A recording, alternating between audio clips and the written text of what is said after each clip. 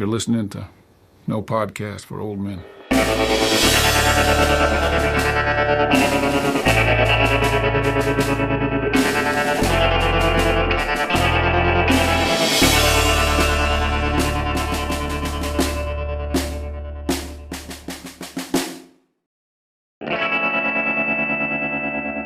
Hey everyone, welcome to the debut episode of the podcast series, No Podcast for Old Men, which if you've made it this far, hopefully you realize that this is a Coen Brothers themed podcast. Now, there are a number, and I should tell you who I am. I'm one of the three hosts of the program, Robert Jones. And I should tell you, there are a number, or at least there are a few Coen Brothers film podcasts, analyses, kind of a thing. So you might be thinking, why do we need another Coen Brothers podcast? But we have here on the at our disposal myself and two other philosophers who have watched a lot of Coen Brothers and written on the Coen Brothers. And so I think what we're planning to do is turn this podcast into a kind of touching on philosophical themes and kind of tropes and philosophical issues that are brought about in the Coen Brothers films. And the plan is to go through them chronologically. So we're going to start off with Blood Simple. But before we do that, a couple things we should do before we introduce everyone. Serious spoiler alert. I mean, I don't think you can do a podcast doing any kind of philosophical or cinematic or thematic analysis of any kind of film without a spoiler. That would be a tough thing to do. So big heads up there. You're going to find out everything and more about the plot and the characters and the motivations and the themes and analyses and all that. So that's up front. And I should welcome my two co-hosts. I'll let them introduce themselves. Peter Fossil, why don't you start first, and Troy, will go to you, and then I can talk about me. Thanks, Robert. Peter Fossil here. I'm a philosophy professor at Transylvania University in Lexington, Kentucky, and I share an interest with my colleagues here in film, especially the Coen Brothers, and we've worked together on The Big Lebowski. And I've sunk a lot of time into The Big Lebowski over the years, and we, I think, continue to have a scholarly interest and maybe publish more on them. But that's what drew me to this, and what drew me to these two was just the quality of our conversations whenever we've discussed films, and especially Coen Brothers films. So thanks for having me. And Peter, we should say, I mean, you're being modest. You're a very accomplished philosophical researcher. You're a specialist in skepticism and Hume, but you're also the editor, among other books, of, is it Philosophy in the Big Lebowski? Is that the title? The Big Lebowski in Philosophy. I think Big Lebowski in Philosophy. Yeah. So on Wiley, and yeah. These two appear in it. Excellent essay about language and virtue. It's So I've written some things and contributed to the Palgrave Handbook of Philosophy and Pop Culture. Well, and, I was going to say, that was the other thing I was going to say was, Peter, with your being so modest. In my humble estimation, I bet you Troy agrees with me, your recent article on The Big Lebowski, it's the deepest and most meticulously analyzed paper, I mean, of the analysis of the film. I mean, the detail that you go in, I learned so much just purely about things like, plot points and character development and even locations. So anyway, can you repeat, where can people read that essay, that your most recent essay? That's in the Palgrave Handbook. If you're an academic, it'll be your library probably subscribes to that series. If not, I think you can buy a one-time purchase of the file. And what's the name of the essay, Peter? That essay? It's called something like, I should look up the precise title, but it's something like Nihilism, Masculinity, and Virtue in The Big Lebowski. Well, I'm sure if you do a search for those terms, it's going to come up Peter Fossil. So yeah, because those are the three themes I really try to unpack, is how nihilism figures into the film and masculinity figures into the film, and about how virtue is explored in the film. So those are the main bits there. Well, that's Professor Peter Fossil. Hey, Troy, let's move over to Troy Jollimore, celebrated poet and award-winning poet and philosopher. Troy, Well, I mean, I tell us about celebrate myself, Robert, as Whitman did. I celebrate myself and sing myself. So in that sense, I am celebrated, sure. Yeah, I'm Troy Jollymore, a philosophy professor at Cal State Chico, where I used to teach with Robert Jones. We were colleagues here. That's how we knew each other. And yeah, we were brought together by this project of Peter Fossil's. We wrote this essay for his wonderful book. So all three of us are Coen Brothers fans. I know a lot of philosophers who are Coen Brothers fans. And I think one of the reasons why this podcast feels to me like something that ought to happen is because there is so much philosophy in their films. I mean, and I'm sure that most people listening to this podcast are probably aware that Ethan Coen, of course, as a student, studied philosophy. So it's not accidental. It stayed with him. It did something to him. He's bringing the philosophy to the film. Now, if you ask either of them in an interview, if you're a media person and you interview them, you ask them if there's a lot of philosophy in their films, they'll probably deny it. They'll probably laugh and say, oh, no, that's just accidental. But of course, we all know that the Coen brothers lie all the time in interviews, and they certainly lie about that. The films are full of philosophy. And so this is going to be a fun chance, I think, for us to jump in and then plumb some of those depths. And I look forward to learning some stuff from the two of you. I do want to reiterate the spoiler alert again, both because if you haven't seen any of these films we're going to be talking about, and today's Blood Simple, of course, you definitely want to see it before you know anything about what happens. It's just more fun seeing it for the first time that way. And secondly, to understand what we're going to be talking about, I think it's good to see the film. So even if you have seen it, but it's been a while, probably a good idea to rewatch it if you have the time. And besides, I mean, using your time to listen to this podcast is a very good use of your time, but using your time to watch Blood Simple or any other Coen Brothers film is an even better use of your time. So I strongly encourage you to do that. Now, speaking of modesty, again, my colleague here, Professor Troy Jollimore, he failed to mention that I fail in many ways, Robert. That's why I'm so modest. You failed to mention that you won the Book Critics Circle Award for Tom Thompson in Purgatory, your first poetry book. You also are a Guggenheim Scholar, and you've published numerous books on philosophy and poetry. And what's your latest poetry book, Troy? The last one was Earthly Delights, which came out in 2021. And I think at least a third of the poems in that book are actually about the movies in one way or another. And a lot of them are about specific movies. There is a sonnet in that book, for instance, called No Country for Old Men. So there's a sonnet called Eternal Sunshine of the Spotless Mind. So yeah, I think there's a very short poem called, isn't there one called A Serious Man? And there's one called Inside Llewyn Davis. So obviously I'm a little obsessed with Coen brothers. I keep writing, even when I'm not writing philosophy and I'm writing poetry, I end up writing about the Coen brothers. So I can't get away from these guys. Well, that's the thing, isn't it? Like, you can't get away from these films.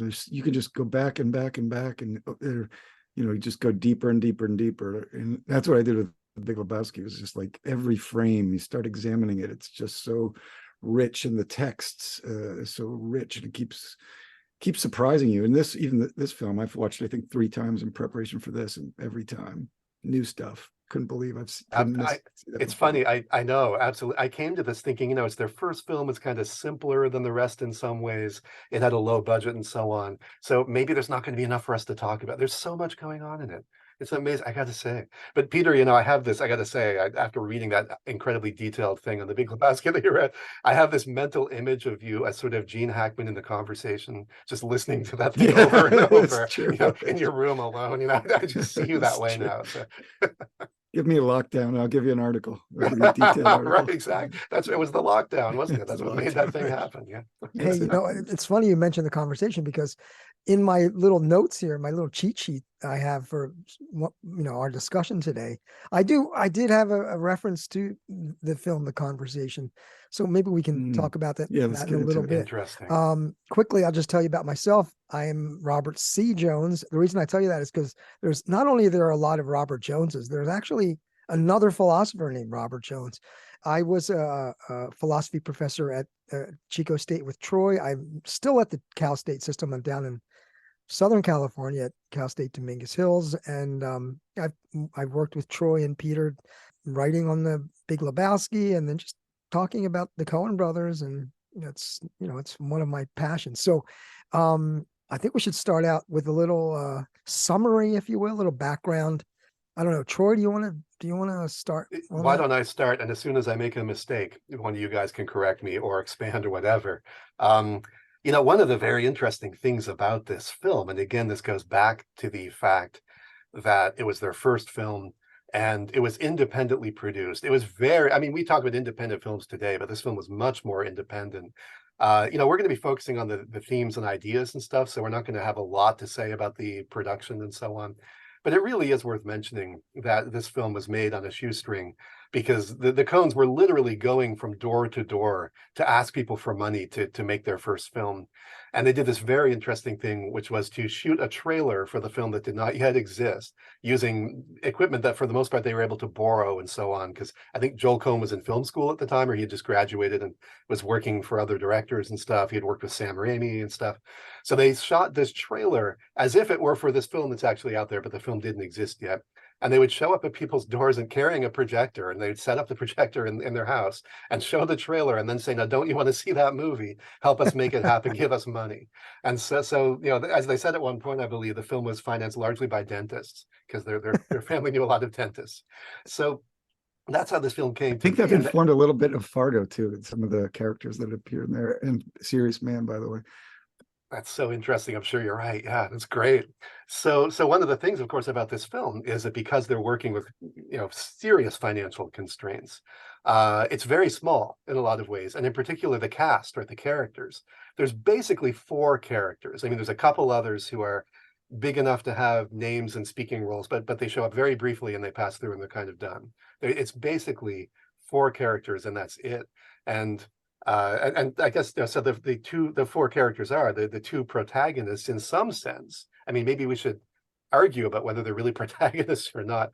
But the 2, I suppose, with whom we are most likely to sympathize or identify are this couple, Ray and Abby. Abby, of course, is played by Frances McDormand, who would go on to be in a lot of Coen Brothers films. Ray is played by John Getz. They are having an adulterous affair. They basically begin it at the beginning of the film.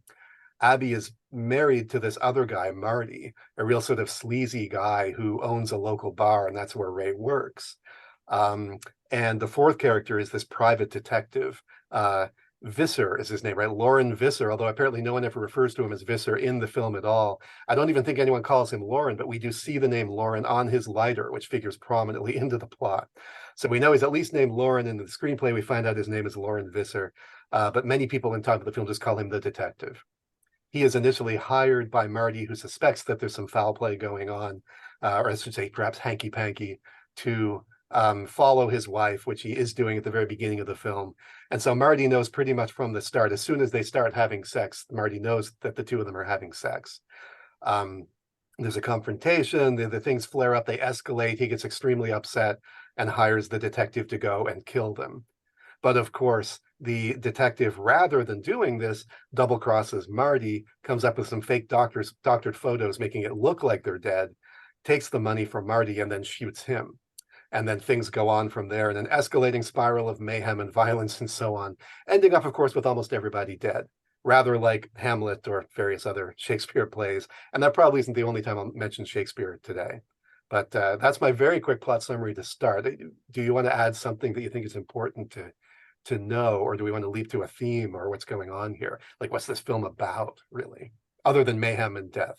Yeah, I think it's important to note that it's basically like a neo noir. It's a film noir in certain senses. It's sort of subverts film noir, but it uses the basic theme of the love triangle, and there's deceit and murder. So I think it's important to realize that the Coens are coming from the perspective of they're making a Coen's version of film noir. The title itself comes from Dashiell Hammett, which he's one of the kings of noir. And so, yeah, it's important, I think, to frame, or at least to get an understanding, if you haven't seen the film, if you're going to watch the film, to put it in perspective in that genre. And of course, the Coens are masters at sort of implementing genre, bending genre, doing that kind of stuff. So I just think that helps to make sense of the film. I think that moves to me a little bit more into, you know, the issues of film criticism in this. And I was thinking, like, you're right, they do play around a lot with noir. I mean, The Big Lebowski is a big noir spoof or, you know, critique. But, you know, what are some of the elements? I mean, usually have sort of dark, seedy world. You often in Los Angeles, however. I think so. One of the ways they're playing right away is they're moving it into rural Texas. And but there's usually it centers on a detective who's your protagonist and is trying to solve one or more crimes, and he encounters a femme fatale of some kind. But here, the detective is a bad guy. I suppose you could say is not the protagonist, and does not get caught up with a femme fatale, at least not in the same way. I wanted to say two things, one of them more general about the Coens and one specifically about this. Generally about the Coen. Now, it's interesting we're talking about their first film because, of course, we've all seen all their films. We are able to generalize about what the Coens do. We make these general pronouncements, you know, and as you guys said, they put a Coen spin on this and so on. And of course, at the time that they made this film, there was no such thing. They didn't even know for sure what they were going to go on to do. So there's this interesting, you know, hindsight perspective thing going on. And it's fascinating to watch such an early work from them in which there are so many of the seeds of what they would do later, including this thing that they do in almost every one of their films, perhaps everyone in one way or another, but they do it in different ways, which is to take a genre or to take a couple of genres and screw them up in certain ways. And they subvert them, turn them on their heads, take elements of them and combine them with elements of another genre that never go together, right? Like happens in Big Lebowski and so on. Like whatever they're doing, this is their first film. They're already doing it. Because you're right, it's a film noir in many ways, obviously, including even the title and the nature of the music and the mood that they set from the very beginning. And they begin it with this very ominous, weird monologue by the detective you mentioned, which we're going to have to come back and talk about because as I said, we need to talk about the opening. Yeah, we totally have to talk about the opening. But you're right. You mentioned something about the detectives. They're taking the film noir and perhaps even more than that, sort of the detective story in the sense of, for instance, like a Sherlock Holmes type of thing and so on, where in the classic detective story, of course, the detective is the protagonist and the hero. And the way it works is there's a mystery. The detective tries to solve it. And by solving it, they return and restore order to the universe. And so the end of the film, you know, Jane Austen novels end with people getting married, and that makes order in the universe. Detective stories end with the detective solving the mystery, and that brings order to the universe. And instead, we have this detective at the center of this story who is destroying order in the universe. And he's not trying to solve a crime. He's the one creating the crime, right? He's the criminal. So they're taking the film noir and in a certain way, completely inverting it. And he doesn't figure it out until, I mean, in a way. And that's the other thing, to the extent that he is a detective, which he, you know, there is a mystery to him, but he not only doesn't figure out the mystery until the very end, and it doesn't restore order at all. He just dies having grasped the truth, but he doesn't even realize that he's missing anything until the very end, right? It's only in the last shots of the film, the last moments of the film, that he even realized, because he has this vision of himself, this detective Visser, he's as canny. He's smarter than other people. He's almost godlike, right? He's in control. And one of the things I think we need to talk about more, I'll just mention it here, is the almost complete absence of law or authority from this universe. In a sense, the closest thing we have to an authority is this guy, this private detective, right? But because he's a private detective, you can hire him to do whatever you want, moral or otherwise, like illegal or otherwise. And so it's a terrifying thought that he's the closest thing to a real authority, but that's how he sees himself. He's got the power of life and death over people. He renders verdicts and so on, right? And so he doesn't, this theme of hubris and not knowing, it's a Socratic theme, right? Knowing what we don't know is very prominent in the film, in the Coen's work over the years. This guy's one of the first instances throughout the film. He knows more than the other characters and he thinks he knows everything, but he doesn't. And it's only at the very end that he realizes that he was in the dark about some stuff. Can I make a quick, simple aside to this? I couldn't believe I never noticed that, because when I was doing the Lebowski thing, I was looking for all kinds of references and allusions and, you know, ways it ties into genre. And I hadn't gone back and gone through, you know, the Coen brothers movies, at least as, you know, as I remembered them, that's it.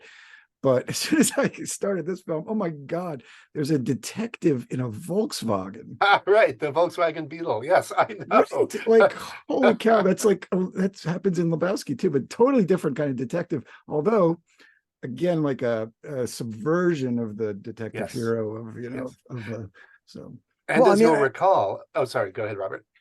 Well, I was just going to say, with regard to the detective, the evil detective, a touch of evil comes to mind when I think about, again, the detective who's supposed to be the man of law, who's actually really, if I can say, fucking up people's lives. So there is a precedent for that with the Orson Welles film. But no, what were you going to say, Troy? Oh, I was going to go back to Lebowski for a second, and we can talk more about this when we get to Lebowski, which will be a fun episode, of course. But I think one of the I've always felt that little nod to Blood Simple with the detective in the Volkswagen Beetle there was partly in connection with the fact that they do a similar thing there in inverting the film noir, in the sense that, again, it's a detective story, and what happens towards the end of that film is the detective, in this case the dude, figures out the mystery. Now, again, what happens in the classic detective story is order is restored, the criminal goes off to prison, whatever. In this case, he figures it out, he tells the perpetrator, and the perpetrator says to him, yes, so what? No one's going to believe you. Nothing happens, right? So it's this great, again, sort of inversion or subversion, I guess, in this case, of a classic genre as a way, and I think this has philosophical import, which we need to talk about today, right? The Coens are expressing a certain view or vision of the universe here. It's this arbitrary place. It's nihilistic. You mentioned nihilism before. It's a place of injustice where probably you don't know what's going on, one of their major themes throughout their work. And even if you figure out what's going on, it doesn't help you. I mean, that is, in a way consistent with noir, right? So like Chinatown, for instance, which is also played upon in The Big Lebowski. But, at the end of the film, remember the guy says to the Nicholson characters, it's like, what are you going to do? It's Chinatown. That's right. That's right. Forget it, Jack. It's Chinatown. Yeah, right. That's right. It's Texas. It's Texas. Now Right. It's Texas, right? But the difference, of course, is, so I'll grant you they exist in the same moral universe. In that film, though, the protagonist, even though they're defeated at the end, is an admirable person in a sense. They regret the fact that it's Chinatown and that they can't do anything. But in this case, the guy who figures it out at the end is the bad guy, right? There is no one who's admirable in that sense and at the center of the film who figures it out.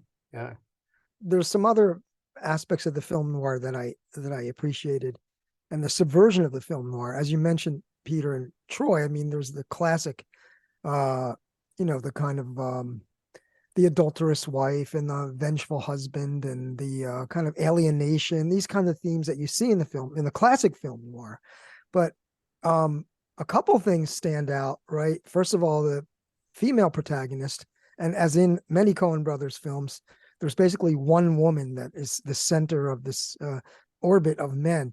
But she's not the typical femme fatale. If you think about The Postman Always Rings Twice, Double Indemnity, right? These are pretty much, they're like evil characters, or at least they're conniving. And now, but Abby, she's seems like, I don't want to say innocent, but she's not conniving, right? So well, of course, there's some doubts raised about that. Yeah, though, but I know what you're saying. I just recently rewatched This Gun for Hire with Veronica Lake. And Criterion had a bunch of Veronica Lake, and that's a great film noir. But in the same way as in Blood Simple, you're rooting for the woman. You're on her side, as opposed to feeling aghast at her behavior. And the other thing I think is an interesting twist on the film noir is that in a lot of these classic, like I said, like Double Indemnity, Postman Always Rings Twice, the cuckold is sort of ignorant. But in this film, Marty it's like immediately in the first opening of the film, Marty finds out exactly what's going on. So he's like the angry cuckold, the vengeful cuckold, as opposed to in many noir, the husband is just knocked off, having no idea why he's even being knocked off. So those are a couple things I think that connect to the classic film noir, but also the subversion of the film noir that I see in Blood Simple. Yeah, I think that's fair. I mean, Lauren Bacall is kind of virtuous, I suppose, in Big Sleep, but it's a fair point. The doubts I picked up on, maybe you guys want to correct me on this, but so well, first of all, let's just say, let's go to the framing of the film in the beginning. One is so the very title, right, comes from Dashiell Hammett. Oh, and by the way, well, I'll come back to this with A Postman Rings Twice. But anyway, the title comes from, what is it, the Red Letter or something? But it Red means Harvest, a kind. was it? I think it was Red Harvest. Red Harvest, excuse me, Red Harvest. Yeah, and it's a kind of madness, right, that comes out of being immersed in a situations of blood and violence and mayhem. And in a way, you know, that's what you see in the film, right? You see people becoming increasingly simple or crazy or, you know, mad and violent. And so it's about, you know, the drift into this, that kind of condition of being blood simple. But also, of course, the narration talks about how no matter who you are, things can go wrong in a big way. And we see that for people. And that you're on your own. There's this idea that you're isolated and on your own. And we see, you know, Abby at the end, Abby Marty. It's Abby and Julie and, you know, Marty, but Abby's at the end on her own. So I think, you know, that idea of madness. In fact, just to get to Abby now and some of my doubts, I mean, there's always this theme, like in romances, they often valorize this, and that is the way passion justifies the violation of rules. So you might get a couple that falls into an adulterous relationship, but because of the passion of their love and the truth of their love, it somehow, you know, justifies it. But not in this film. And the passion is disruptive, and so it's about the way, whether it's a passion for money or a passion for control or a passion for sex, it's disruptive and increasingly destructive in their lives. It's sort of a story about passion as madness and leading one down into this, you know, dark hole. The doubts I have about Abby come from, so you know, she's being followed already before the affair starts, which suggests to me, and when she talks to Ray later on, he says, like, you just wait. You think she's come back from you. She's not. Wait till she says something like, I don't know what you're talking about, Ray. I haven't done anything funny. And she says exactly that later to Ray. So you think he's heard that before, and he's already suspected her maybe of many adulterous affairs before this. And just the way that phrase returned, I think it does call into question her sincerity, her honesty, and what's motivating her in this relationship with Ray, how far it would go, or whether she'd be onto somebody else, you know, quickly after. I'm not saying it's a definite conclusion, but I think the doubts are raised about her and her sincerity, because there's this larger theme too, for me, as someone, as you said, it does a lot with spends a lot of time with skepticism about knowing others, either being intentionally deceived by others or just making mistakes about others. And so there's so many scenes where people think they know the other person, but they don't, where they think they know what's going on with the other person, but they don't. And I would go so far as to say, I haven't been able to go back and check this out, but I think every critical juncture of the plot in some way depends on that. Everything that happens, including, for instance, beginning with perhaps or Marty's not knowing that Visser's going to double cross him and he's about to be killed and so on. But from then on, it's all about misunderstandings. So for me, this early line that we hear again from the narrator, Visser, the most evil character, presumably in the movie, who gets to, by the way, they wrote the part for him. They wrote the part for Emmett Walsh. Yes, they wanted him. And I've heard Ethan Coen said in an interview that the reason they had him drive a VW Beetle is because they thought he looked like that car. And so especially got done up in his big yellow suit. So, okay. Yeah, so there's this kind of poetic resonance, which I like. I mean, I love. And isn't there a scene later on where he's developing photos and behind him you see all these photos of other like VW Beetles, right? So he's got a real interest in these cars. I love this. That was such a great detail. It's wonderful. I think in the special features in one of the interviews, he says that the other reason they used the VW is because they wanted to have his car be distinctive. When you saw it driving by, you had to go, that's it. And that's basically they could afford a VW. So that, and it's at night too, so you can't get even that good a look at it. But yeah, the Beetle would be the most distinctively shaped car. That totally makes sense. Yeah. There's a scene where just before Julian is killed, and that they marry each other. If you remember Marty says something like, we're in this together, for richer, for poorer. And then the detective says, oh, don't say that. Your marriages don't turn out very well. That's right. But they're both, there's a way in which they've married one another, and there's a betrayal in that second marriage. Like Marty gets betrayed twice in a way by his marriage. But the very moment he's saying that is when he says, we have to trust one another. Yeah. And at the very moment he's saying that, he's putting the photograph into the safe. Yeah, absolutely. Yeah, because Peter, down here, you're on your own, right? I mean, that's that line from the whole opening monologue, I think, is very important. I'm sure we're gonna have a lot to say about it, but that line, I wanted to connect that line in particular with lack of trust, as you say, and also with this just lack of epistemic access. In this film, even when people want to know what the other person is thinking or want them to know what they're thinking, it doesn't get across. It doesn't work. You can't communicate. So everyone's always in the dark about what's going on with the other people, and that leads to all this stuff. So there's this great distance, and again, this is something I see again and again in the Coen brothers' work, right? This great distance between language and thought. And so one of the things that's important about the Coen brothers as filmmakers, I think, is how good they are at showing us what's going on with the character without the character have to tell us what's going on. Like, we can see what people are thinking, and without it being in the dialogue. That has to be for them to make their movies work, because so many of them are about people doing things that they're saying they're doing something else, or not saying what they're doing.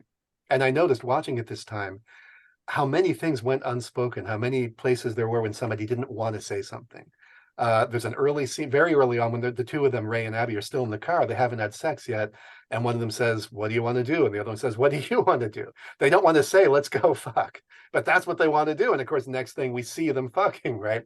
The Coens here, do this thing they do in many, many times. They answer the question with a visual rather than with dialogue. It's a great moment, because for me, as I experienced it this time, partly it was like, I knew this wasn't true because I'd seen the film before, but I still sensed this moment of thinking, are we actually seeing them in bed with each other, or are we seeing the contents of their minds, right? Is this like a flash to what they're thinking about? Because we could easily come back out of that and they're still in the car, right? And that would be the answer to the question, what do you want to do? But it turns out, no, that this is in fact what they do. And the time, between this just doesn't really matter in a sense. But that's one case. There's just a couple more examples of people not saying, things. Obviously, Ray not telling her what happened after the night when he goes out with Marty's body and all that stuff, that amazing sequence. Just never telling her what actually happened, which again enables a lot of the later stuff to happen, and causes the distrust that he feels for her and she for him. And then the moment when, in The Beetle that we've mentioned, when Marty meets Visser and tells him he wants him to kill these two people and he's going to pay him to do it. It's very hard for Marty to say this, right? He doesn't want to say, he's indirectly hinting, well, this is going to happen. Here's what's going on. And finally, Visser can't get him to put it into words. And finally he says, "You want me to kill him?" Right? Visser's the one that's able to come out and actually finally speak. But Marty can't put it into words. There's this hesitancy on the part of this guy who's willing to pay people to do really awful things. He can't do it himself. And he doesn't even want to say that he's doing it. And I think this is related to the fact that later on, when he sees those doctored photos again, he gets sick. He has to go and throw up. He's so upset about the consequences of what he's done. He throws up a lot, doesn't he? He does. This is really, a great vomiting movie for the great Dan Hedaya, who really gives a wonderful performance. Yeah. Well, you're describing it right. Two conspiracies, or two violations that begin in cars.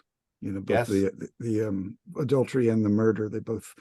That's right. Their genesis is in an encounter. And you pointing out that the two, that Visser and Marty are essentially marrying each other, really adds a nice symmetry to that. Yeah, that's great. Yeah, the one couple in the Beetle and the other couple in whatever they're driving. Yeah, that's really good.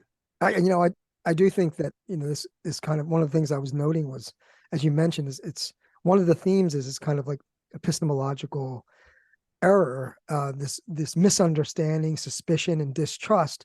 And which of course leads to, we as observers, right? We're taking the position where we're able to see all the errors, and we watch them sort of lead to their own undoing. The whole lack of understanding and knowledge is, there's so many points in the movie which we can talk about where if someone would just make a different decision, or someone would be more transparent, then things would go radically differently and probably better. But I think going back to your point, Troy, about the very first time we meet Ray and Abby, there's even in the very first scene, at least the way I read it, there's a misunderstanding when he says, he asks her something like, "What was that?" And he's asking, "Do you know this?" He's talking about the guy behind him in the VW, and she's talking about the sign for the hotel. So I can't remember the exact line, but it's something like, "What was that?" And you could tell that they're not even communicating about what he's talking about then. He's concerned about what's going to be his Nice. Yeah. his murderer, but she's thinking, I want to go back to that hotel, right? So I think that's and there's one other thing I just quickly just because we were talking, just to put the film noir stuff aside, and what we didn't mention, and what I noticed was, because I think Joel was working on Evil Dead, there are certain scenes which we can talk about later, which I kind of noted. There is a horror film, a 1970s horror film aspect to this film that I think either Ethan or Joel Coen had mentioned that some people were even reviewing it at the time as a horror film, which seems ridiculous, but it's not that ridiculous when you put yourself in the position of being in that time and being in that sort of the context of the Evil Dead and those kinds of films.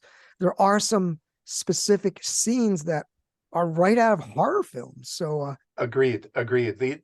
If I recall the trailer correctly, it's been a long time. I did not watch the trailer in preparation for this, but I remember it looking very much like a trailer for a horror film. They were really emphasizing the dread, the suspense, the bloodiness, and of course the title has blood in it. You expect a lot of that. You maybe don't get in the film as much as you might even be led to suspect, but you get enough for it to feel pretty horrifying. Some of the stuff at the end is gory to some degree, though again, I'd remembered it as being gorier and bloodier than it was. There's certainly some, but I think I'm remembering partly my initial reaction, where the last 10 or 15 minutes is so shocking and exciting. You don't know what's going to happen. It's crazy. It's wonderful, and I remember it being kind of bloodier. But also, of course, the scene that recalls Macbeth in its way, where Ray has come into the office, finds the body of Marty, believes, for reasons that we haven't really spelled out, but it has to do with Abby's gun, which Visser has planted at the scene. He stole the gun and then planted it there. Ray leads to the conclusion that Abby's the one who has killed her husband. And in order to protect her, because he assumes, I guess, she just ran off after doing it, cleans up the thing, which is really hard because, I think one of the deep themes with that of this windbreaker. No, he's trying to sop up the blood with this thing that doesn't look like it would sop up a teaspoon of liquid. Right. Like, it's terrible when he's trying to, and he must have been there all night to do this, right? Yeah, that gun literally touches all four of them, doesn't it? It's like okay. I want to come back to the gun. The story of the gun passing through. I think the gun is at the heart of this film, so we'll talk about the gun for sure. Yes. By the way, I looked at the beginning of the script right here, Robert, and there is a scene, part of it, when she says it's related to what you said, but not the other thing about what's back there. By the way, a sign is literally a sign, but it's also a sign, but where she says, "Did you mean what you said before, or were you just being a gentleman?" And so there's a question of sincerity that, well, ain't that polite about that. Yeah. I had a question before we leave it though, with the about the trust issue. Just jump quick back to there. Do you think, I can't really decide about this, so Visser decides to kill Julian in their meet with the payoff. just to clarify, his name's Julian Marty. Julian Marty, correct, and Abby Marty. Yeah, I keep calling him Marty, and Peter calls Well, him Julian. They do call him. Right, I know. Yeah, Yeah, they do. he goes by Marty. Yeah, but either way, just so our listeners know. Yeah. Well, actually, Visser calls him Julian. Which is interesting. Interesting. I know. He's the only person who calls him Julian. Well, that's true. Marty also, with one very small exception of that girl on the bluff, is the only person in the film who even interacts with Visser. I mean, he's just almost an invisible presence. He's almost like Anton Chigurh, right? Almost nobody sees him or interacts with him. But I wondered if, by the way, if Marty was the same name, it just pops up in the Big Lebowski with the landlord is Marty too. Oh my God, that's right. Funny, and they kind of look a little bit alike. There's a little. They're nebbishy. They're sleazy nebbishy. Yeah. Yes. Nebbishy, yeah. Anyway, it's about trust. So when does Visser decide to kill Marty?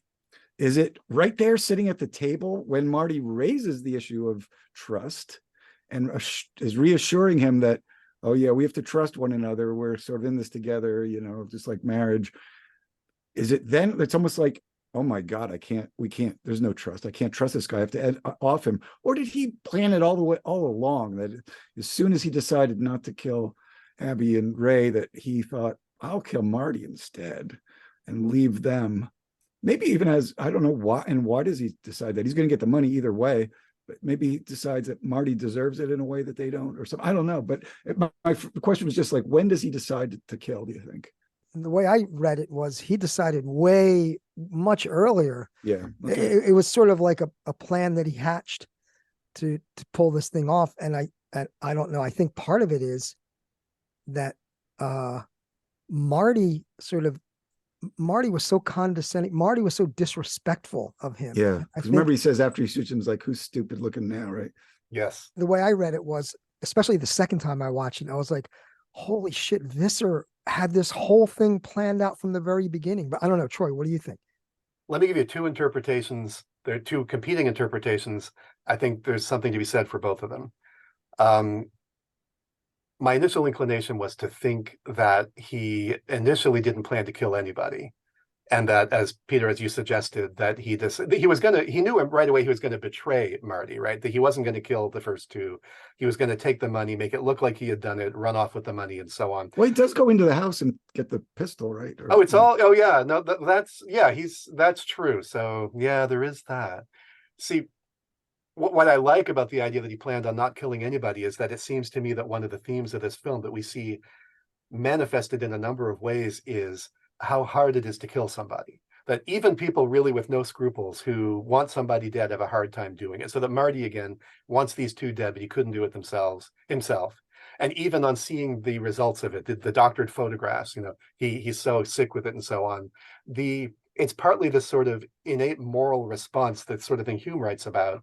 And largely just a matter of disgust. Even it's sort of, the body in this film is a source of desire in terms of the adultery and stuff, and also a source of great anxiety. The Ray having to deal with the dead body again in the blood and stuff, there's so much anxiety about that, especially after it turns out he's not actually dead.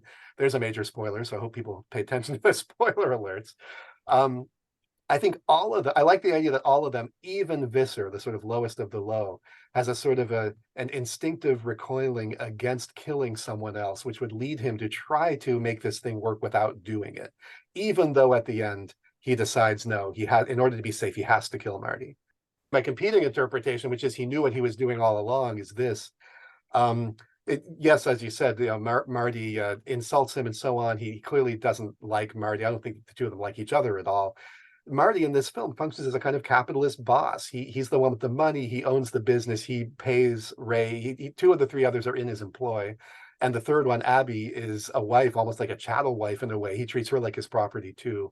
Mm-hmm. He doesn't do anything directly. He pays everybody else to do stuff for him. He's the capitalist boss. We've got this a capitalist boss clearly in a movie that starts out with a reference to communist Russia.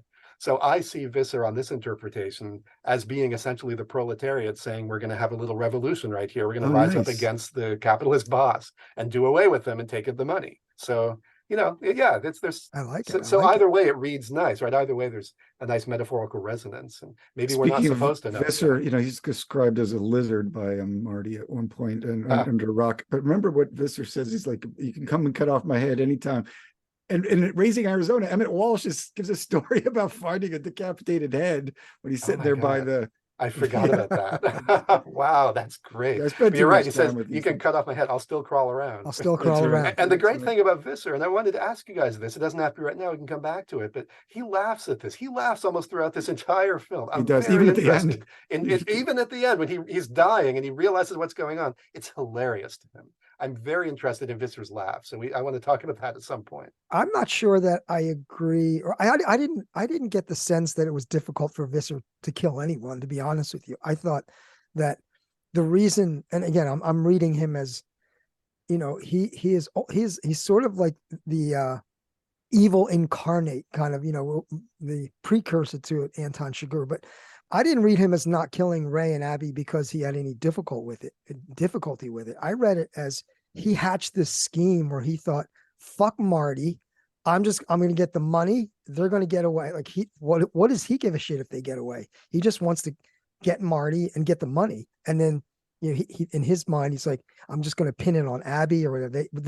They're on their own after that. So I didn't quite read it the way you did, that Visser had any reluctance about killing anyone.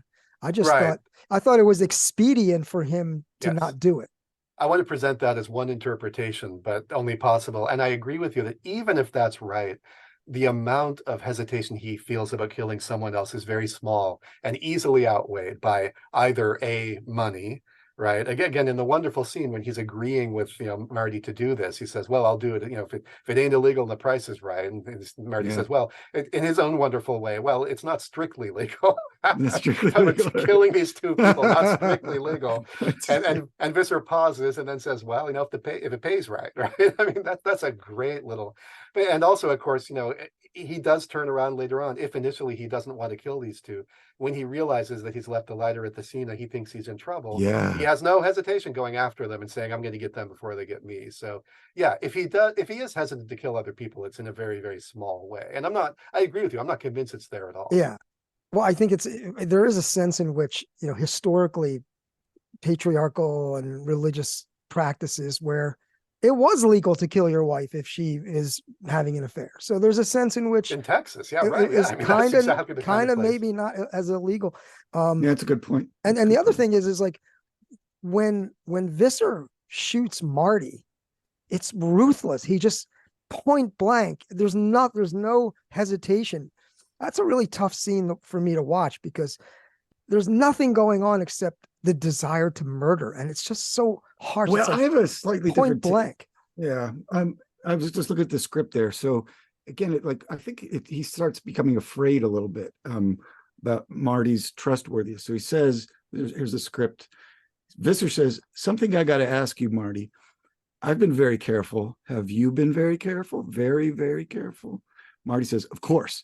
And Visser says, "Nobody knows you hired me?"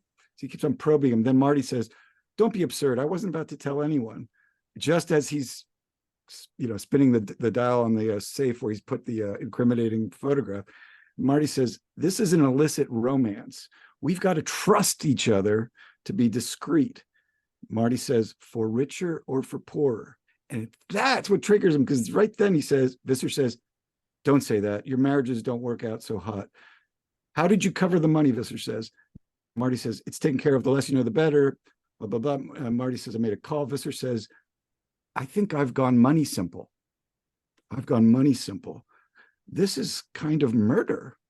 And he nods towards the envelope on the desk. And then he says, Visser says, "It's too damn risky," meaning like working with you, Marty. And I think that's the moment, maybe. Marty says, "Then you shouldn't have done it. You can't have it both ways." And that's when he decides to shoot him. You're right. You can't have it both ways. Interesting. Yeah. Interesting. I didn't read it that way. I mean, that seems to me very premeditated.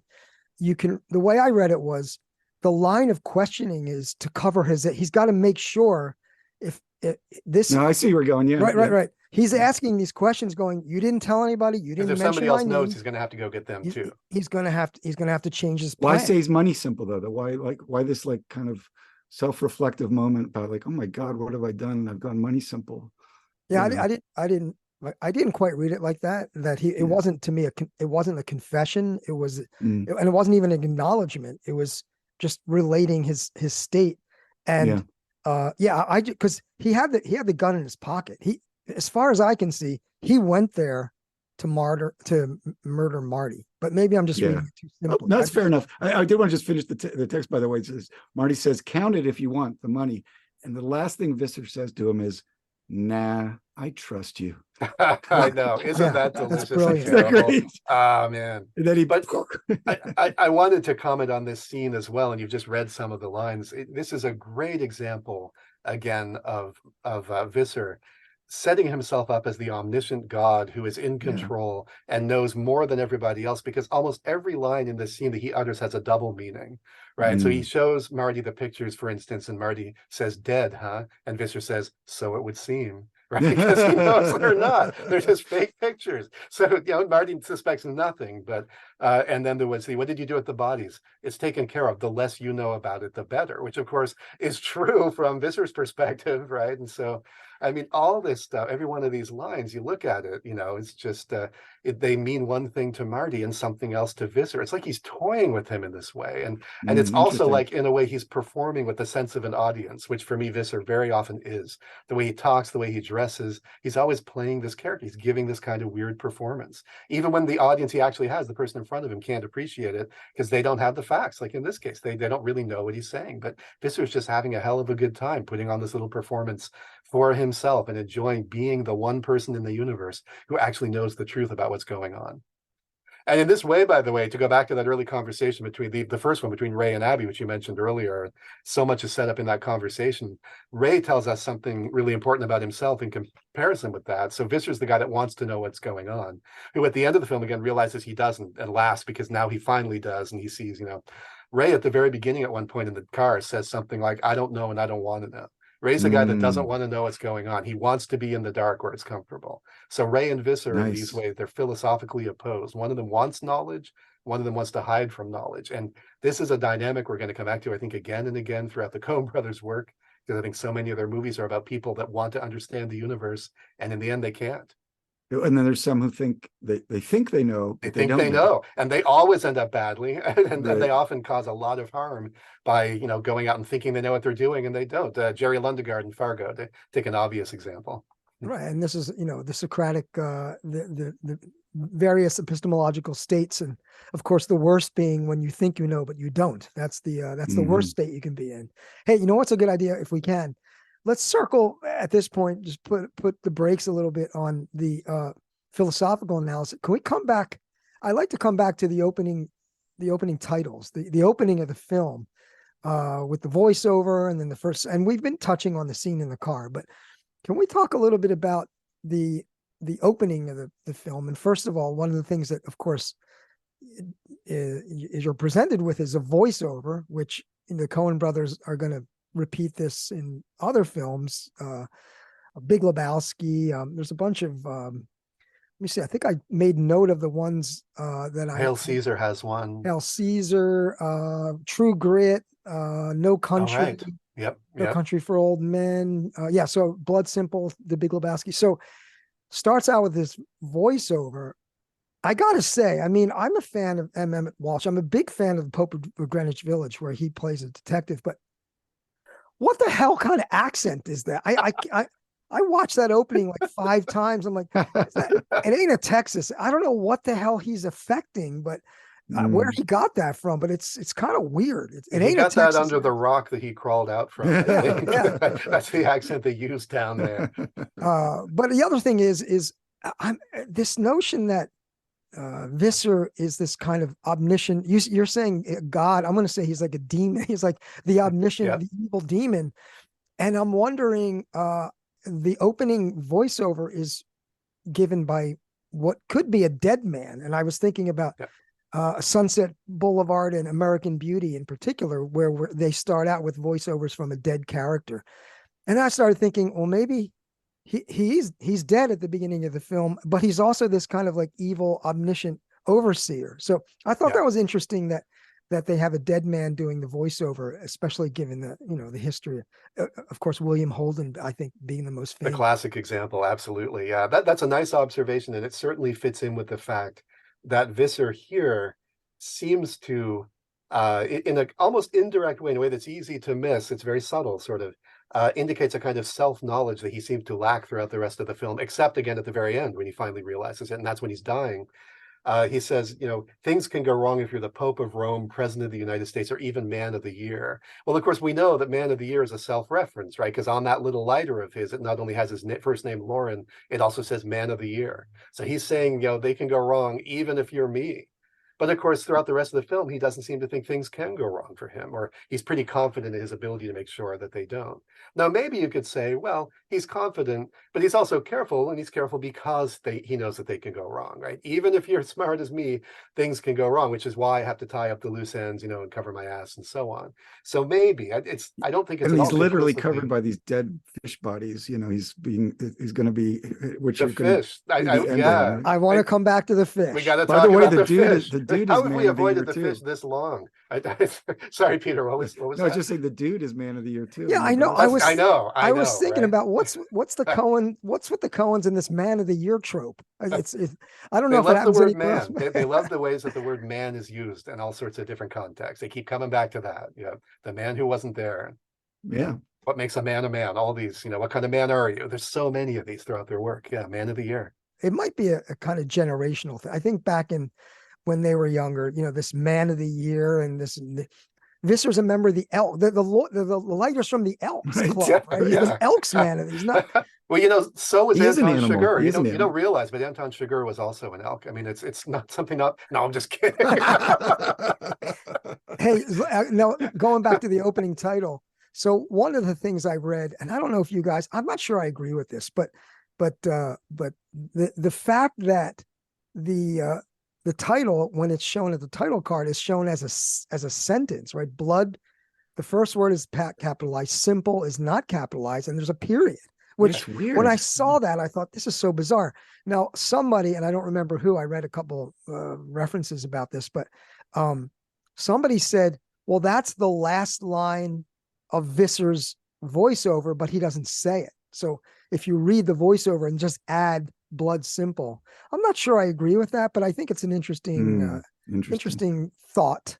Yeah, it is interesting. I don't agree. I'm not convinced, but I like having it to think about. Yeah. Why don't we circle to some of the philosophical themes? And I'm just going to throw one out there. And this is a philosophical theme, but it's also one of the main Coen brother themes, which is this kind of notion of fatalism or existential inefficacy or something. The notion, and you get this, in No Country for Old Men and Serious Man.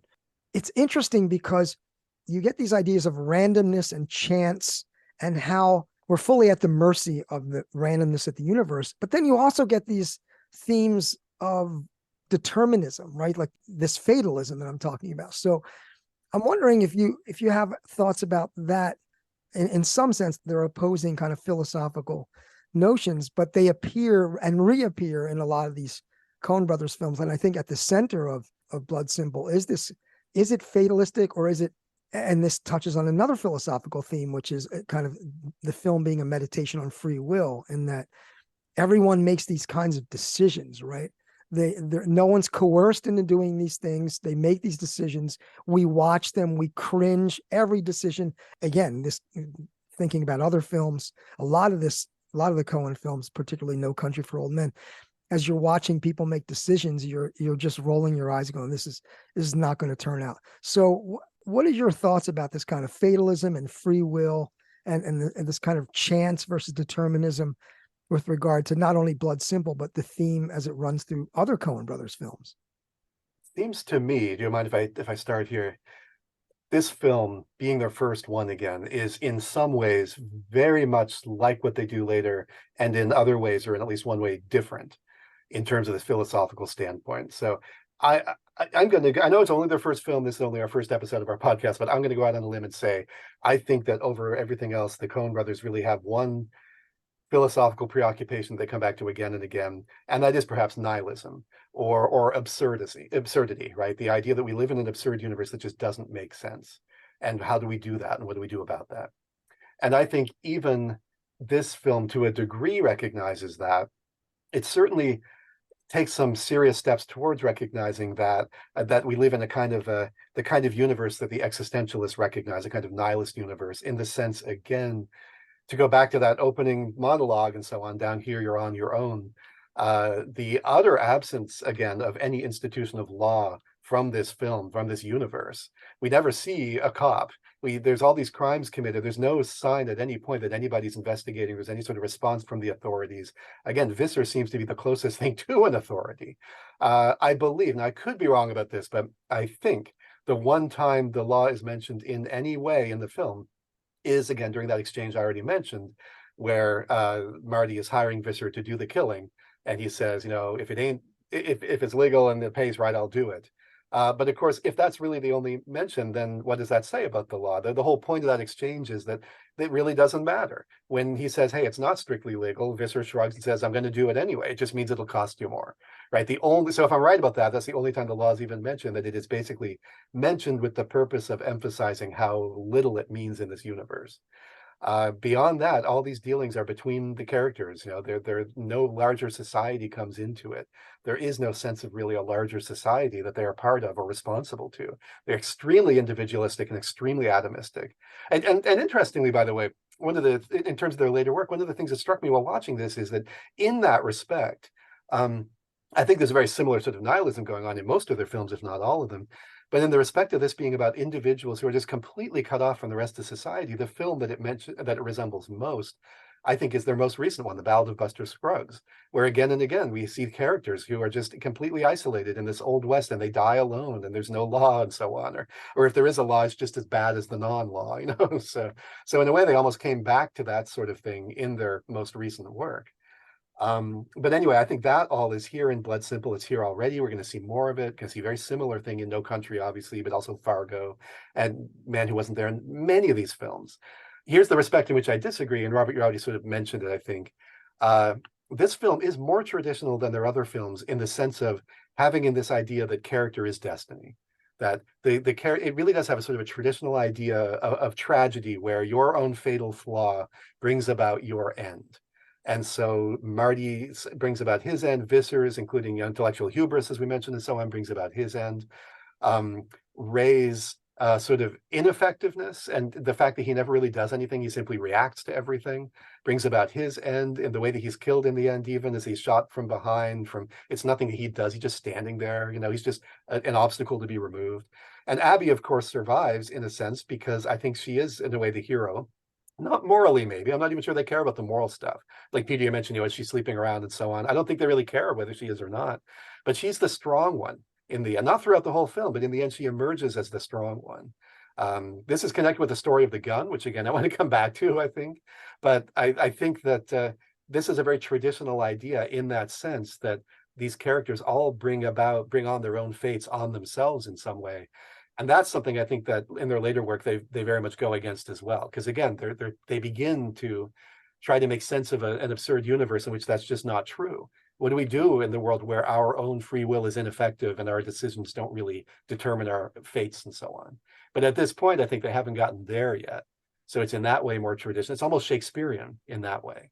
But still in a very nihilistic universe, a very lawless universe. There is no authority, there's no law, there is no God, obviously. I mean, that all I think is there. As you know, I resonate with the what you've said about nihilism in their films, from the Dark Rider of the Apocalypse and Raising Arizona to the Tornado and Serious Man to the Nihilists and Lebowski. It's a big theme for them. I don't know about fate here. I know what you mean, Robert, about fate with Chigurh, and I mean there may be something like that here, but I guess the way I would spin it is that if anything's fated, it's sort of this descent into madness and chaos, because you have a film about people trying to control what's going to happen. So Marty wants to control his marriage, can't do it, because the madness of love, and Eros disrupts it. And the Visser wants to control lots of things so he can walk away with the money and leave everybody else in the dust, be safe and have the money. He even says he's become money simple. And, Ray, of course, wants to protect Abby and, keep her safe and make sure that she's pinned with the murder, even though he thinks she's guilty. He's trying to control that situation. He can't. But they're all mad. They're all some kind of simple, except Abby. Remember? She says, Marty took me to the psychiatrist. Ray says, what did he say? I'm the healthiest person that they ever met. That's it's Marty right. Who's sick. And she says it even in the beginning scene. When he gives her the things like, I think I better get out of here before I use this on Marty, before I succumb to blood simpleness. And she says, I think he's sick. I think there's something wrong with him. Yeah. And you know what else she says, which is very interesting now that I hadn't thought of this before. When she says that, she says, I think maybe he's sick mentally. And then she says, or maybe it's me. Like, she's the only one of those characters in that film who has the self-insight to question herself and to recognize that she might be the problem, which of course shows that she's not the problem. She is the healthiest one, right? The very fact that she's capable of considering and entertaining that possibility shows that she is healthier than the rest of them. Yeah. Nice.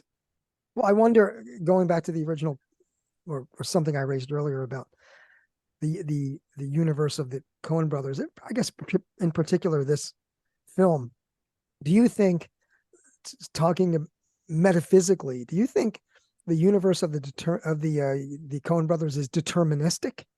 Do you think it's fatalistic, or do you think that it's it's required that we have free will, and that's where the absurdity comes in, because with the free will we make these kinds of ridiculous choices, and we're doomed to undermine ourselves and lead to our own demise. I mean, it's in a way the failure of existentialism, like, or it's in a sense like think about Camus, like we got to create meaning in this meaningless universe in the face of the absurd. The lover, the soldier, the artist, can do it, and I think they fail. They fail over and over. It's kind of like there's almost a Cormac McCarthy kind of thing. Once somebody described his books to me this way, I thought it was great. He says, no matter how bad it gets, it can be worse. And it will be. So there's something of that there, but I mean but not all their films are as dark as that. There is a way, I think, in Lebowski, for instance, that nihilism is defeated, but here it's, and maybe she went, where does she go after this? I mean, I don't know. I think, to talk about Abby's fate at the end, I want to go back to Robert. You're noticing that this is in many ways a horror film, because I think Abby is the final girl, right? She's the one who lasts at the end when everyone else has been killed.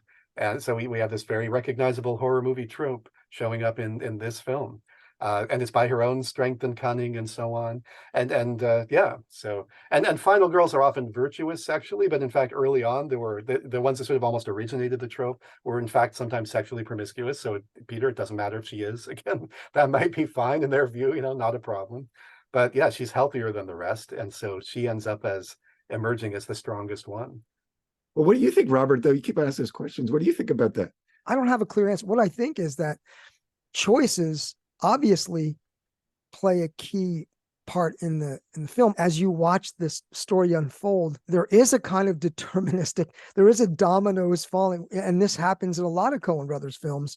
You make a decision and then the dominoes are set and they fall, and what you think are these decisions, as you say, it's actually, in this nihilistic sense, there's nothing you can do about it. There's no meaning you can make of it. So I kind of feel like the way that they set this up is it is a kind of deterministic, metaphysically deterministic thing. But I also think that there's room to say, look, they could have done otherwise. That's where the free will comes in, right? A lot of these definitions of free will require this kind of counterfactual that says you're free if you could have done otherwise. And so could the characters have done otherwise?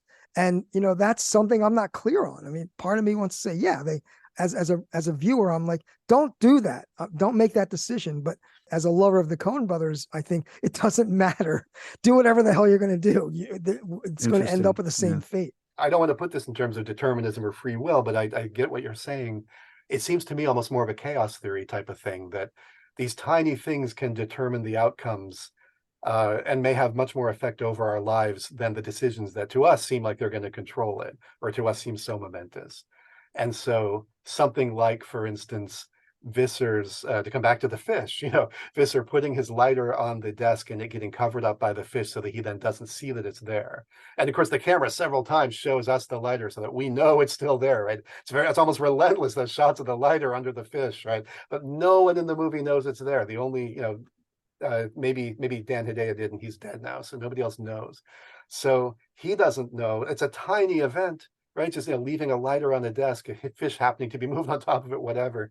And then I think people not touching the fish because they're kind of disgusting. To come back to my theme of bodily disgust and repulsion and so on, which that's another of the places I think we see it here, because I think the bodies of those fish are tied to the body of Marty, which all of them, aren't there? Aren't there 4 of them, right? 4 fish, I think that's right. So there's one for each character, interestingly. That's right. And Ray comes up to clean the crime scene, but of course he doesn't clean up the fish. If he would have found the lighter. So that never happens anyway. He doesn't touch them because they're even more disgusting than the dead body, or because he has to deal with the dead body, but he doesn't see the importance of the fish. And that's the kind of thing, Robert, you're talking about, right? That this is incredibly important, but nobody can recognize its importance. So they're making their decisions on the basis of what seems important to them, and they're just getting it wrong because the world is more complicated than we can really assimilate. I mean, maybe this does support you in a way, Robert, is like, as I was saying before, it's the downward spiral into the blood simple that you try to resist, you try to get out of, and it's just not gonna happen. So in fact, I think you'd have to maybe reinterpret the end. That, by the way, I was also going to add, like, and love fails. So, I was thinking, actually, Marty and Visser, they're like at a lover's leap place. Why would you meet there? It's like where you go to make out or something. That's where teenagers go, right? But at any rate, what we think of, like we've been talking about Abby at the end as if she's like the hero who's victorious, whatever, over the monsters and all that. Maybe no, she's fallen into it now too, because remember at the beginning, she doesn't want to use the pistol. That's why she's going to Houston. So, but now here she is, she's used it and she's killed. She's now in the blood symbol herself. No matter, she tried to get away, she tried to go to Houston. She's ended up with a pistol in her hand, having killed somebody. No, sure, he deserved it. He deserved it, and it was self-defense. But you're right, there is a way. Matter, this is not what she would have wanted, and it's certainly true. Most of the characters, well, I don't know, again, for her and Ray at least, they end up getting involved in violence, dragged into it. They didn't mean to be involved. Both of them, it's circumstantial. So I think my reason for seeing her as a hero at the end, there's a couple things behind it. One is my general view that the Coen brothers just love their female characters. They always do. And they want them to be heroes. And so we can talk about this in future films as well as they come up more and so on. But they always seem more sympathetic to them. Even when they're victims of violence, they generally don't show it on screen, whereas men suffer violence on screen in Coen brothers films all the time. They just tend to be more admirable, smarter, more active, more powerful, whatever. Yeah, you put them in that context, yeah. I think, but then my other reason has to do with my theory about the gun. So here's my theory about the gun. Yeah, I was going to say, since we're here, let's go to the gun. Let's talk about the gun, and then if you want to talk more about the fish, we can talk about the fish. But here's the thing about the gun: that first of all, the gun changes hands many, many times. It begins as Marty's gun, which he gives to Abby. She got it as a gift, and then throughout the film, we watch it change hands many times. So every character at some point has the gun in their possession. Marty gets it back for a while later on when we think he's dead, and so on, right? Ray ends up kicking it, and strangely, it fires when he kicks it. Yes, which is odd, but I'll tell you why that is. It's part of my theory. Every moment when a character either fires the gun or tries to fire the gun in this film, that reveals the essential nature of their true character. That's what I think is going on. So Visser, of course, uses the gun to shoot Marty. That's who he really is. He's evil. He doesn't care. He's despicable. Also, he's in control, etc. But he's also not totally in control, because that's the very moment, essentially, when he leaves the lighter and things start to go bad for him. Also, he relinquishes control of the gun. He leaves it there. So he gains. So I should start with Abby, right? Because Abby's got it first, but she kind of lets it go because it gets stolen from her. But she's going to get it back in the end. Visser gets it, has control for a while, shoots, Ray, totally out of control, right? He fires the gun without even knowing what he's doing, without meaning to. He kicks it and it goes off. That's his only use of the gun. So that reveals his true character, right? It's all reactive and inadvertent. He doesn't do anything really intentionally. And as I said, even the way he dies later on, I think reflects that.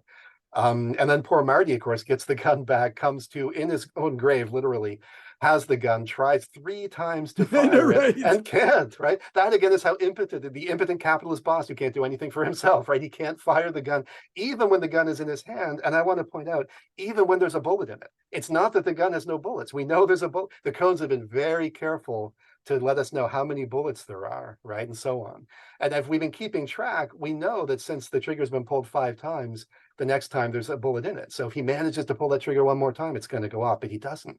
And then, of course, Abby at the end regains control of the gun and uses it intentionally to achieve her aim and emerge victorious. So that's who she really is. So that's my theory about the fates and the characters and how the gun reflects it. Like the theory. Love the theory. Could you spin it this way, though, Troy, in the sense that you're saying that the gun... Fossil's not going to let a theory stand. It's against his nature. Well, I like it. I like it. I'm not saying you're wrong. No, I'm just kidding. So the gun for you is an instrument of revelation, but I suppose going back to nihilism, it's the nihilism, right? It's the tornado. It's Anton Chigurh. Everything it touches goes blood simple. I want to think about that. There could be. I mean, there is violence in the film not connected with the gun. So I feel like, you can't blame the gun completely, but maybe you could take it that way. Yeah. I want to think about that. That's good. That's good. I think a couple of observations about the gun, as you mentioned, and you both have made great points. I think, so it's originally Marty's gun. Right. Marty gives the gun to his wife that's going to kill him. So his instrument of death, he hands off to Abby. Yeah. Then Ray, he inadvertently saves his own life in his clumsiness. When he kicks the gun, that it discharges, that bullet would have been That would have killed him. that You're would have right. killed him. Yep. So he saves Nice. he saves his own life when he accidentally kicks the gun and it discharges, right? So again, this is like the role that chance. I Yeah. mean, think about it. It's like, But it leads him to think that Abby's the killer. Yes, Right? that's So it right. sets that in motion. Yeah. Right. and they it's funny because they really focus on him. The scene where he's sort of digging the gun out from under the cabinet.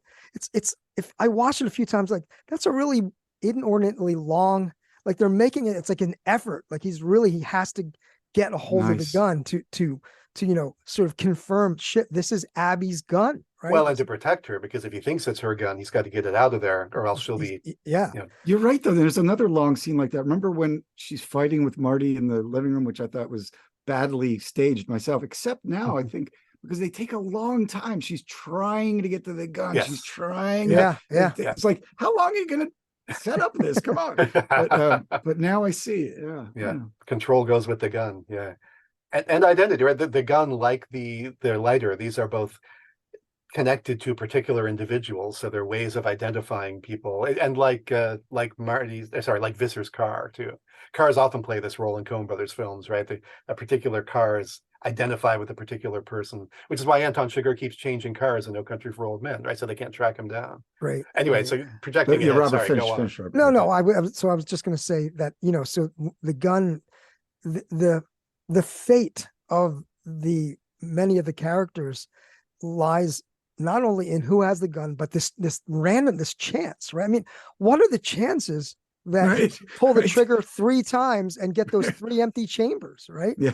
And then the other odd thing about that scene, which I watched it a couple of times, I'm thinking, Ray, is Ray thinking, well, if I get shot, I deserved it? Because he doesn't move. Yeah. Well, a normal person, you would jump and grab the gun. You get out of the way, get behind him, or grab it really quickly. He slowly reaches for it. And even when he has his hand, as he reaches out, it clicks one more time. And this is what I noticed about Ray too, and this touches on something else. He's kind of he's got nerves of steel. There's a scene where like he's talking to Abby, and the newspaper hits the kid throws the newspaper, it hits the door, and he doesn't. Yeah, she flinches. Blink. She jumps and he does not. Blink.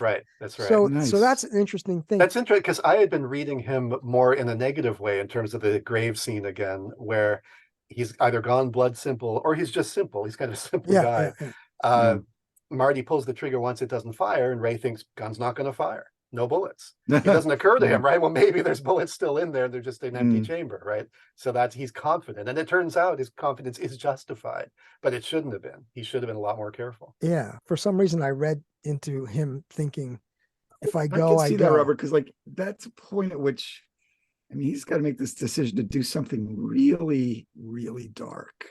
To bury someone alive like that is really, it's a very nasty. Coen Brothers. That's got to be that's one of their emotionally darkest, and they have a lot of dark. To his credit, he decided both not to run the guy over with a car and not to hit his head with a shovel. So I mean, he has his limits. That's right. There's things he won't do. I felt a little ripped off because in their faux trailer, they had the guy in that trailer smash the guy on the head with the shovel. So I was expecting to see. I have totally seen that scene. You're right. But they didn't do that. And then the last thing about, not so much about the gun, but about the passing of the weapon is, when she knocks on the door to come to see Ray, to figure out, this is later in the film, and he's packing up using string, and he has that knife. That's the knife that she's going to use to secure Visser's hand to the windowsill, right? So these weapons, they sort of by chance they pass, to each other, and they're, or not by chance, always, because when Visser brings the gun, it's with the sure. You're right. Yeah, and later on, and this is something I read, I did not catch this myself, I admit it, but when he comes and he bashes Ray's head in or whatever and finishes him off in the apartment after he shot him, it's with this piggy bank or something, which apparently was Abby's piggy bank. So he's sort of setting her up again. Right. I didn't even know that. I didn't catch that. I read it, but yeah. So I didn't know what the hell very methodical was. About his weapons. Yeah, I didn't know what I thought. I was like, what is he holding? It looked like some kind of like. Yeah, I was wondering what that was too. Apparently, it's a piggy bank, which makes sense because if you watch it again, after he hits him, you'll hear the thing break and pennies hit the floor and roll away. That's pennies. Yep. Okay. Yeah. I thought it was a lamp maybe or So something. there you Okay, go. Yeah, good. I thought it was a Yeah, part of a yeah. lamp. I was like, what's he Well, got with a part of a lamp? I mean, if it is a piggy bank, it goes back to my theory about Marty being the capitalist exploiter, but we'll talk about I that like later. that. I like that. I like it too. Who knows?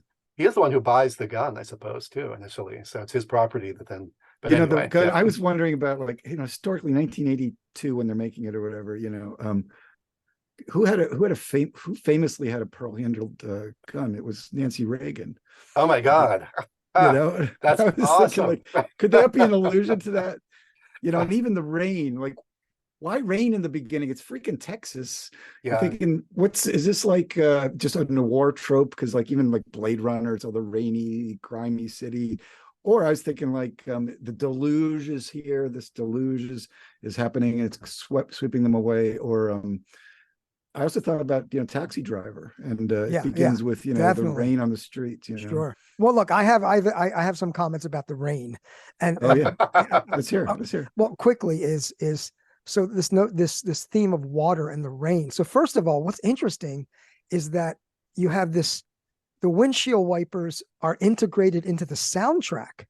If you listen to the soundtrack, they're going voo, voo, voo, but the soundtrack that's the rhythm section of the music that Carter Burwell writes. So, and it's so subtle. And I didn't notice until like the third time I watched it. I thought, holy shit, he integrated that sound, and it is the sound of like, it's like a beating drum. It's marching forward, and what's interesting too is they don't really work that well. I mean, they can't get clarity, right? So I think I saw the windshield wipers and that kind of drum beat as like, it's futile to try to get clarity. You're not going to get clarity. No one's going to get clarity about what's going on. And it's also nice. Sisyphean or Sisyphean. How do you pronounce? It's the task of like removing the water from the windshield. It's a fruitless task, and then the water, of course, the last scene, right? You see the sweat on the bottom of the sink, and then it coalesces into a drop. And as soon as what was that about? As soon as the drop coalesces, and as soon as it leaves the sink, they cut to black. And so this notion of, as I think it's what you were talking about, Peter, about how it's the badness is sort of raining down and you can't stop it in his moment of death. And there's also allusions to like a kind of water torture, right? The drop of water is going to hit him on the head. But anyway, so I thought that the windshield wipers, that was kind of, it said a lot. And I really loved, if you didn't know, connection with the beginning and the end. There's both like water there's this water thing. End. But I love the soundtrack. The way and also in terms of connections from the beginning to the end, of course, the first line of dialogue in the car, the first line we hear a character speak as opposed to the narration, is about the gun. It's Abby saying about Marty, he bought me this pearl-handled revolver, which comes around at the end to finish off the movie.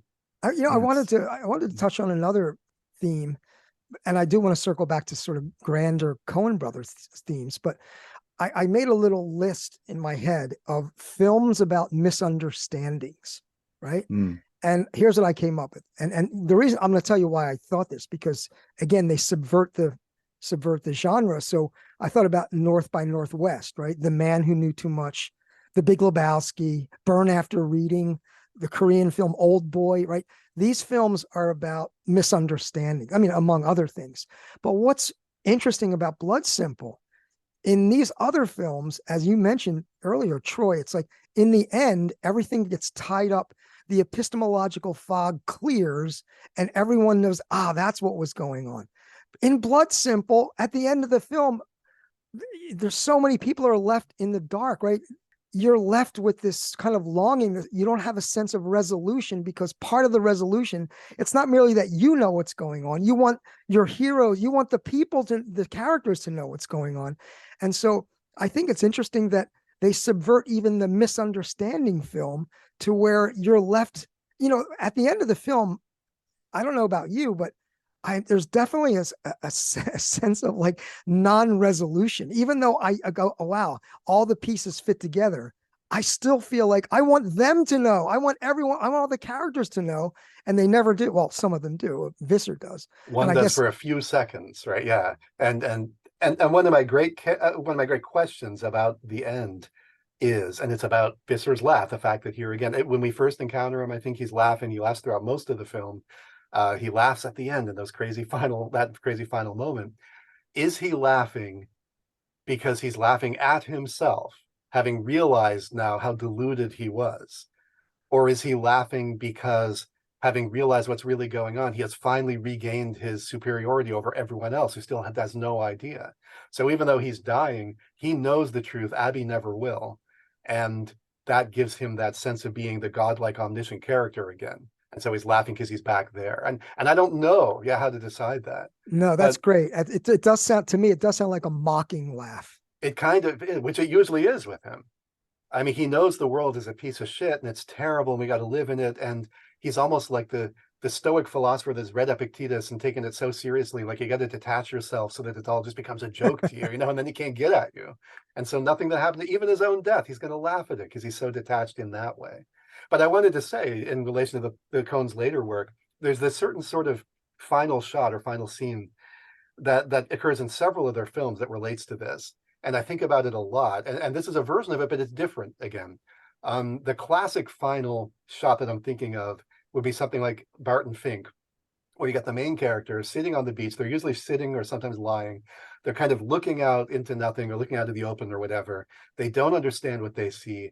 They're sort of realizing that they're never going to understand what's going on. And that's where the film ends. So you get that in Barton Fink. You get a version of that in Fargo with Marge lying in her bed with her husband, I think. You get that No Country for Old Men with Tommy Lee Jones, Sheriff Ed Tom sitting at his table, describing his dreams. Byrne, after reading the guy at his desk, trying to figure out what went on and realizing it'll never make sense, right? Movie after movie, they end this way, or some version of this. Blood Simple's the first version of this, except again, here, the guy does understand. He actually gets his epiphany. It's the only one of their films where one of the main characters sort of wants an epiphany and actually gets it. Now, the price he has to pay for it is he has to die to know what happened, but he does get the truth. But every movie after this one, they're going to deny that to their main character. So they're going to have the longing for knowledge, which again, Ray doesn't even feel here, right? He said, I don't want to know, right?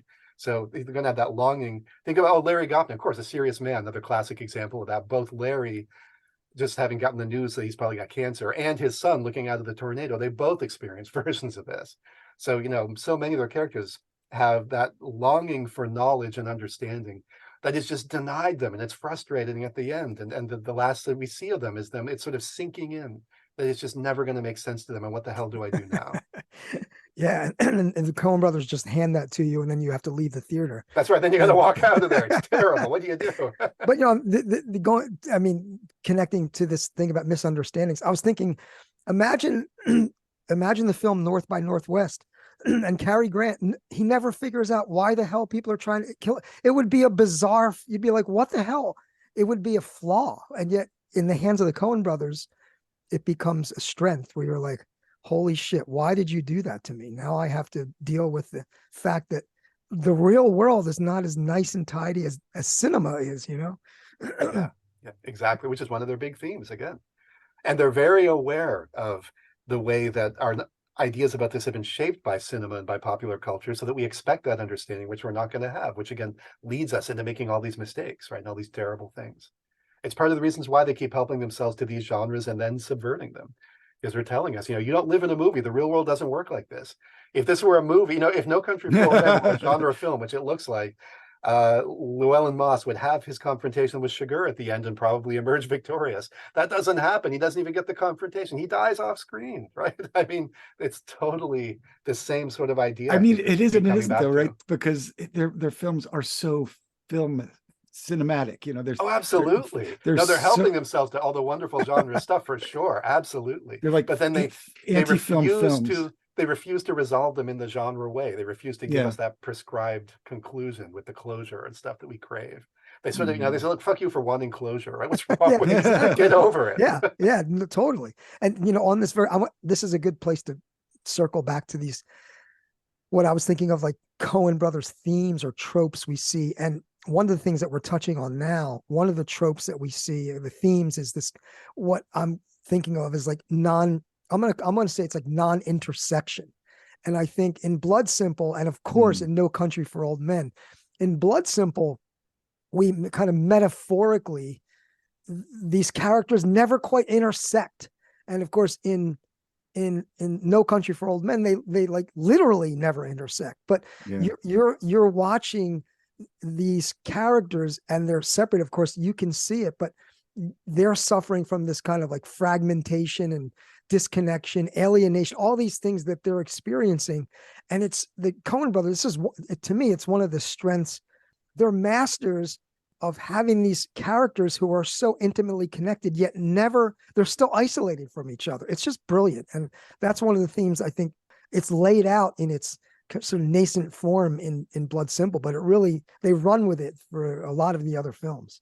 It really is. It feels to me, again, it's the end of that opening monologue. Down here, you're on your own. That's one of the things that they're getting. What is down here? Well, it's in Texas, right? Which is south of Russia, which is what he's been talking about. But it's also down here on Earth, right? This is the classic, modern philosophy situation. Each of us trapped in our own sort of skull. And it's the problem of other minds. How do I even know there's other people really out there? And how can I really make contact with them? And in Blood Simple, they can't make contact. Even when they're in the same room, whatever, they can't really talk to each other. They never really make contact. Yeah, there's some tropes that I really appreciate that, Robert. I think I like that. Part of that you see in the use of roads, I think, because they're often out on these lonely roads in Fargo and here. And they're out there by themselves and they're not intersecting with anything. They're just like where the killings happen that's in Fargo. There's also the by the way, the little golden calf. I thought that Visser puts out a cigarette, and I thought that was an interesting little moment there. But yeah, I think that's real. I like that about I think going on the driving and the highway, there's a few things that, again, kind of Coen brothers-y things, which is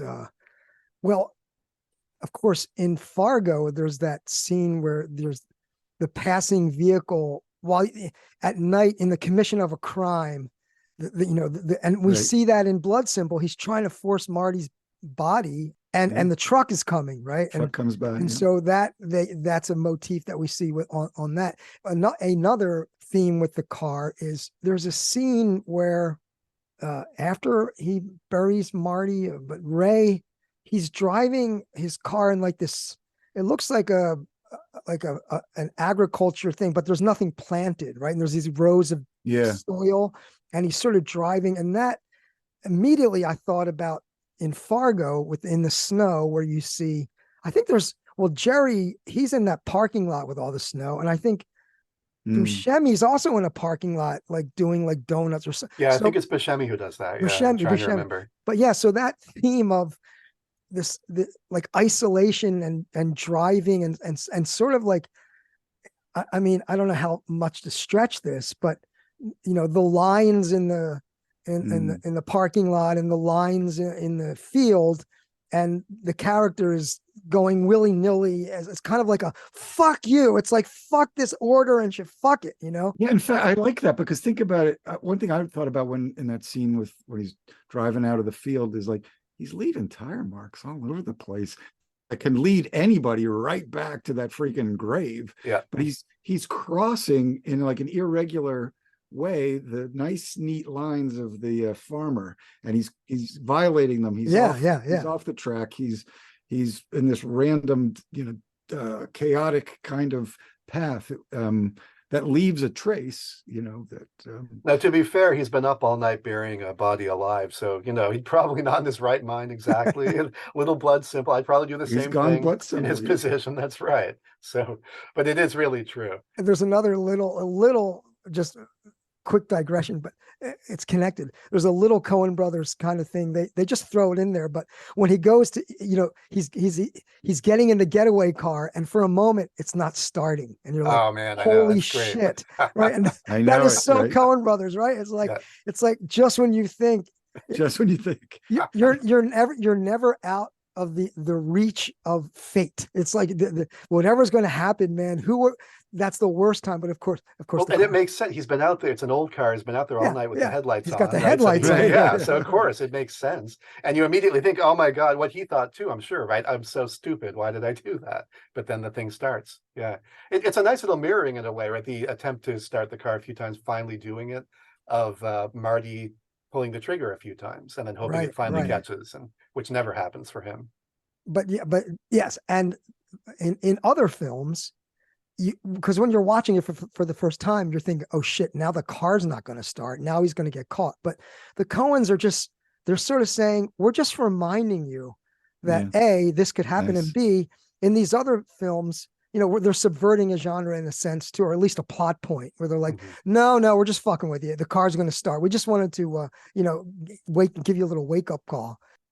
We talked a lot about noir, but what about, Westerns, in the sense that it's set in the West, also like the West as opposed to Russia, so Russia's socialist and here's like the Western capitalism, but we have a cowboy who's, uses his gun, but, and sick, depraved. This is no like cowboy hero, this is the cowboy as maybe what cowboys were often were like, were just killers and predators and driven by money and greed and treacherous individuals. It's a real send up of and even the way he's so dudeish with the yellow suit and all that, his big boots and it's ridiculous. It's a clown, he's a ridiculous costume. Right? Yeah, he's a clown, an evil clown cowboy. So God, what can be scarier than that when you put it that way? An evil clown cowboy. Right. Oh man, nightmares tonight. There you go.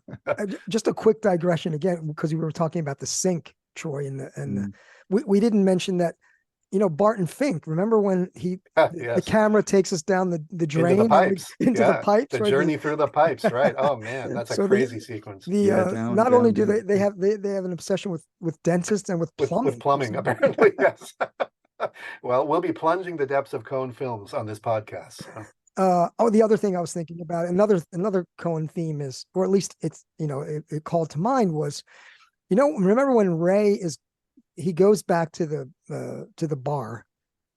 He doesn't know that Marty's bleeding in the other room, and he basically goes to get his money, and then he walks up to Marty's door to go in, and that I don't it's not maybe it's not reminiscent, but it's presaging, or that when Tom Bell is standing at the hotel door, and there's like the light coming through the hole where the knob was, and there's like the smoke. They have a similar effect. He walks to the door and says, Marty, and then he's standing there and they show this bright light, and there's, I don't know if it's dust. It's like all the smoke is coming up from where his feet are. That's right. That's smoke. I remember that now. Yeah. And so I thought, oh, okay. So the Coens, that's one of their, and it does do, I mean, I don't know what it's about, but it does build tension. There's something about the smoke where you're like, shit, I don't know what's going on. But it was almost like some David Lynchian moment there, wasn't it? It is. You feel sometimes with the Coen brothers, they're already doing it here, that they come up with an image first, and then they say, how are we going to get it in the story? This is just going to look so cool. Let's somehow put it in the plot. Yeah. Another thing I was thinking about is quickly is just, I mean, we can get into it, but another theme of the Coens, which appears here in Blood Simple and goes throughout their films, is the voyeuristic aspect, right? There's a lot of this gazing through like a car window, gazing into the window of the home, being gazed at, so that there's the roof.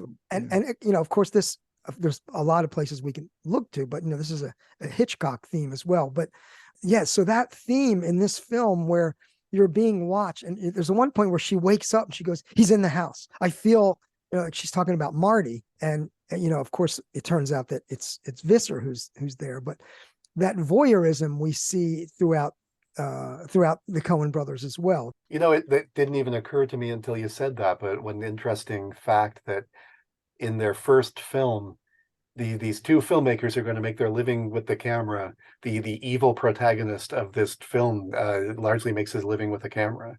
So in terms of Hitchcock, right, they're the stand-in for the filmmaker in some way, and they're the director. And so This guy's, kind of, there's something interesting going on I hadn't really thought about before. But they're going to go on, of course, to do some films about filmmaking. They're very self-conscious. Many of their films in some way are about artists or, reflections on making art or making film. So maybe this is really the beginning of that. We see him in a darkroom later on developing his stuff and so on. So a film or a photographer is really at the center of this movie. Interesting. In connection with that, we should probably, of the voyeurism thing, we should probably mention that something else that sets this movie apart in their body of work is, I'm pretty sure I'm right about this, it's the only Coen brothers film with a sex scene. Right? It was like after this, I said, we're never doing that again. That's right. That was it. Yeah, I believe. I can't think of, there might be things that come sort of close. There are certainly intimations of sex here and there, but I don't think there's an actual sex scene in any of their other Yeah, films. like there's Lebowski, but it's not, you don't see them. Yeah, no, right. It's the lead up to it, but then we don't actually see anything at all. The same with even the porn movie and within the movie. Yeah, right. We don't even see sex in the porn Sex movie. there. No. That's right. Yeah, that's interesting. Yeah. One meta bit here, of course, is that that's when was it Joel Coen and Frances McDormand got together, and I was reading a bit of the details of that event, and so there's eros that's happening between the director and the actor here, but is that apparently the eros was precipitated by and magnified by Coen gave McDormand a copy of The Postman Only Rings Twice, always drinks twice, and that she found it extremely erotic, and then they got together to talk about it, and one thing led to another. And, Wow. so he seduced her with a noir God. book. And then he said, "What do you want to do?" And she said, "What do you want to do?" It may be, I don't know. Wow, that's interesting. Wow. Yeah. A couple of things I was thinking about is the foreshadowing, right? So the first foreshadowing, or that jumped out at me, is when Marty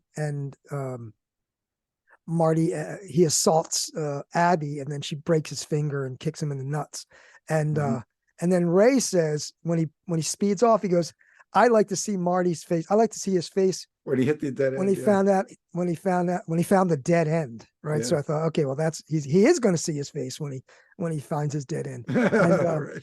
the other thing is, if you noticed, and this is really quick, when Ray's driving back from just having buried Marty, basically murdering Marty, and he has his lights on, right? His lights are still on, and a car is coming towards him, and it's flashing his lights.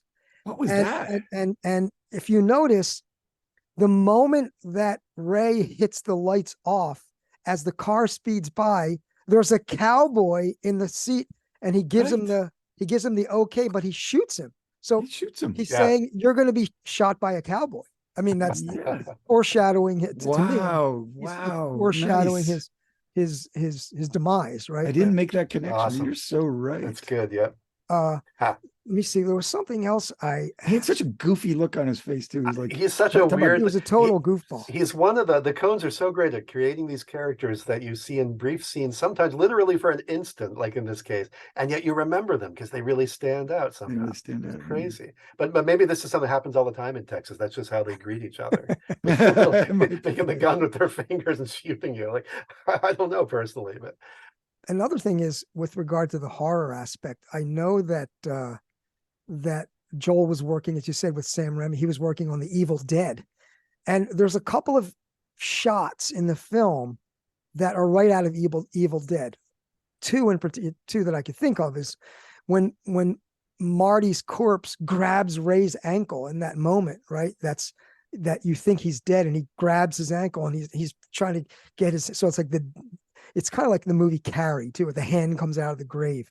And also there's this interesting dolly shot that's taken it's like right out of the Evil Dead, when Marty, when he grabs Abby and he says, well, we're going to take this outside, the camera is located, it's outside on the lawn. Yeah, you're right. It comes roaring up right along the grass. Yeah. And if in Evil Dead, when you see that scene, that's the demon as it's coming towards the people. It has that same. So I'm like, I think Joel learned a few things from the horror genre. I think so. From his films. Apparently, I read somewhere that the way they did that shot was they had a small camera that they had two people holding a pole between them, and they hung the camera from the pole, seriously, and then the people ran towards them, which is crazy, but that's the shot you get, and it's a very chaotic, very active sort of scene. Nice. Yeah. Another thought I had was, and this could be a stretch, but what's interesting is she has the dream,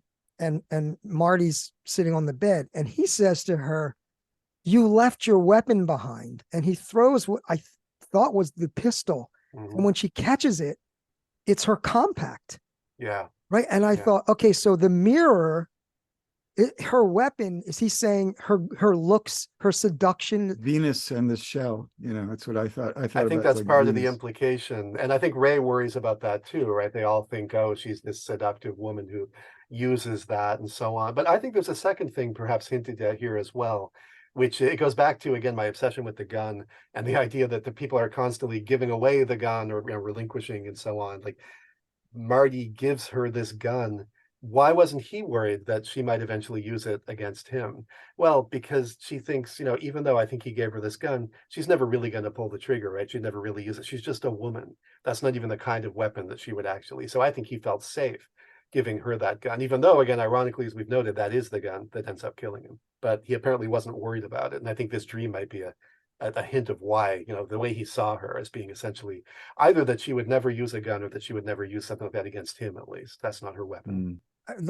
Just a couple other things. One was, again, how much of a stretch? I don't know. But this, with regard to like religious iconography with the fish, right? He catches the fish. But what I found was interesting, and it was the third time I was like, wait a second. He sends him to Corpus Christi to go fishing. Yeah. Which literally is the body of Christ. Oh my God, that's great. Fisher of men. The fisher, yeah, exactly. And of course, he comes back and they're dead. And there's four of them. So I don't know if that's whatever. It's an interesting point. And the other thing I wanted to bring up, let's talk, if we can, about the song. It's the same old song by the Four Tops. Yeah, okay. It's heard 3 times in the film. Yeah, it's heard twice at the bar, and then it's heard as the closing credits. And one of the things I noticed, I don't know if you had the same idea. Maurice, I think he's the only black character in the film. When he's in the bar and he goes over with his quarter and says, hold on a second. And he puts on the Four Tops. And there's a cowboy kind of looks askance. Yeah. I took that as he's sort of asserting like, hey, I work here. I'm a black guy and I want to hear some music I like. I don't know if you got that same. Yeah, idea. I got it. Yeah. Oh yeah.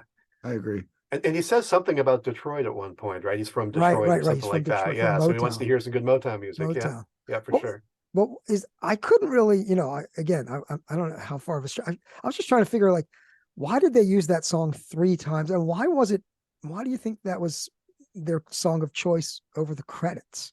It just is an interesting choice, if nothing else. It's like, now to me, there may be a lot going on here, but I mean, to me, partly it goes back to, we keep talking about them using genre, making a film noir. It's their first film. They're trying to make a statement. They've got limited resources and so on.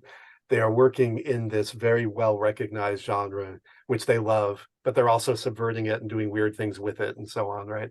I feel like thematically there's a couple things going on. That first of all, the story they're telling is the same old story, right? That this is time immemorial. Somebody cheats on their spouse and there's violence and people end up dead, etc.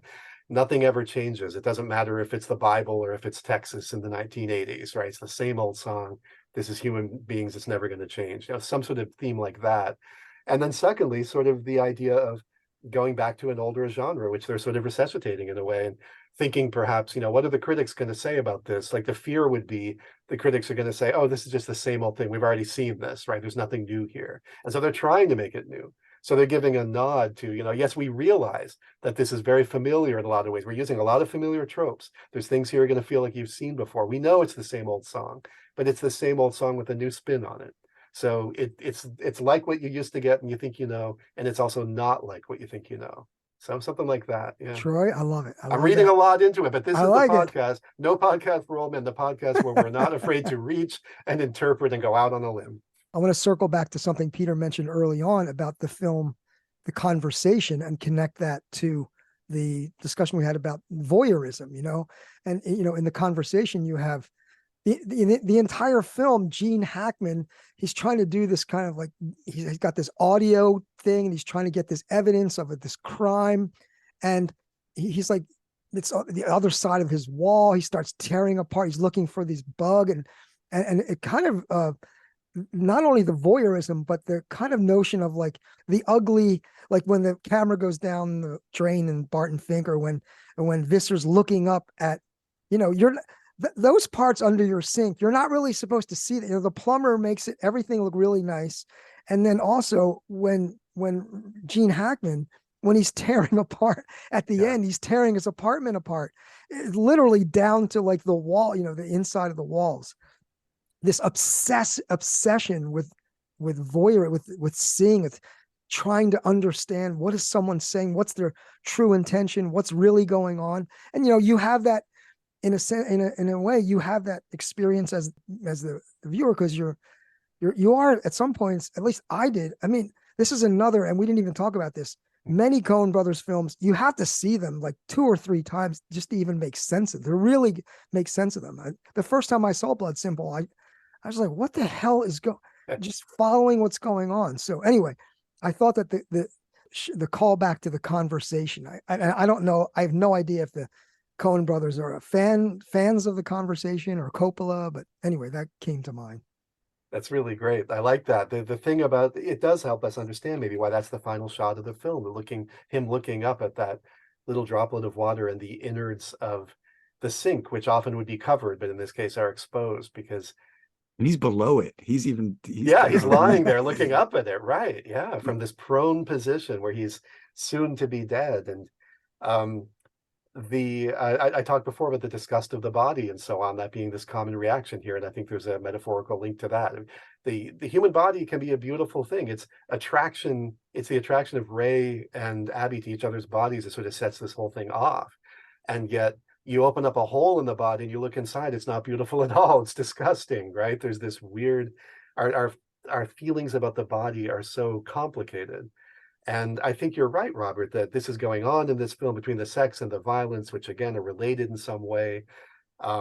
The idea of opening holes in the body, the idea of blood coming out, all the disgust attached to that. And then with the voyeurism as well, it's another and similar the Corpus element. Christi. It's all of it. And the Corpus Christi and the disgusting fish on the all of it is thematically united, right? The Corpus Christi is supposed to bring you life. But in this case, the guy literally comes back. I mean, Marty really is the one who brings death to everybody, ultimately. Yeah, I mean, it's his decision to hire Visser and so on. That's right. If he had just let the affair go or like divorced her or whatever, but no. Yeah. So he comes back from a place that literally has body in its name, and it soon becomes a dead body. And it's weird. No one ever walks in there and goes, "Damn, those fish, they stink." They're just, I know, right? I know. I thought the same thing. Like, how long is that gonna? Well, anyway, so guys, we put in a couple hours, so maybe we should wrap it. Any last final comments? Any thoughts? I feel like we've covered a lot. I mean, there's always more you can say about a Coen Brothers That's true. film, but I feel like we've covered a lot. So our next well, we don't know. I don't know exactly when it's going to be, but our next podcast, we're moving chronologically. So we're looking forward to an analysis of Raising Arizona. That's our next. Is that right? That's our next film. Right? That's their second film. That'll be the next one. Right. And I believe we're going to get Unfinished Arizona as our sponsor. So I'm looking into that. Yes. Yeah. Yep. Thanks for pursuing that. I'll let you know how that goes. We got to back off on the attack on the capitalist man. We can't. That's right. I'm going to be nice to these sponsors, guys, baby. Anyway, Professor Peter Fossil, Professor Troy Jollimore, it's been awesome. It's we're sort of getting our sea legs, figuring out how to do this, but I really enjoy it. Gosh, I learned so much just from hearing. Now we have such a rapport. It's so natural. I love it. Yeah. There were a lot of ideas flying around. I really enjoyed it. Thank you, Professor Robert C. Jones.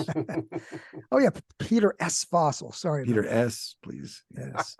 Anyway, all right, you guys. Let's call it a day. Thanks for a great job. And then next podcast, Raising Arizona. We'll get to it. I don't know when. We'll get to it soon. It'll happen. It's just so much fun. Thanks.